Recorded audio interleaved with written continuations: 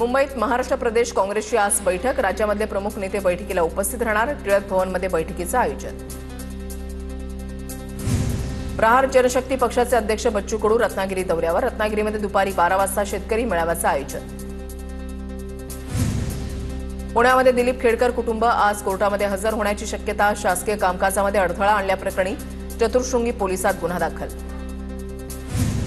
चंद्रपूर शहरामध्ये आज आदिवासी समाजाचा जनआक्रोश महामोर्चा। बंजारा आणि धनगर जातींना एसटी प्रवर्गामध्ये समाविष्ट करू नका या मागणीसाठी मोर्चाचं आयोजन। तर नाशिकमध्येही आंदोलनाची हाक।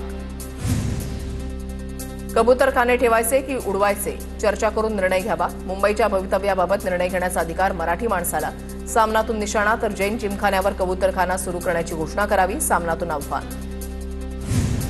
पुण्यामध्ये ब्राह्मण जागृती संघाच्या वतीनं उपमुख्यमंत्री शिंदेंना समाज स्नेह पुरस्कार प्रदान। मी मुख्यमंत्री होणार असं आनंद दिघेंनी सांगितलं होतं। एकनाथ शिंदेंनी किस्सा सांगितला। राष्ट्रवादी काँग्रेसच्या धाराशिव जिल्हा संपर्कपदी दत्तात्रय भरणेंची नियुक्ती। धाराशिव जिल्ह्यामध्ये पक्षाची संघटनात्मक बांधणी मजबूत करण्यासाठी दत्तात्रय भरणेंवर जबाबदारी सोपवण्यात आली। शेतकरी एकत्र आल्याशिवाय त्यांना न्याय मिळणार नाही। शेतकऱ्यांची सुरू असलेली लूट थांबली पाहिजे। अभिनेते मकरंद अनासपुरे यांची प्रतिक्रिया। हुंडा घेणारे नामर्द मकरंद अनासपुरेंचं परखड मत। जर स्त्री टिकली नाही तर समाज कसा टिकेल। मकरंद अनासपुरेंची प्रतिक्रिया।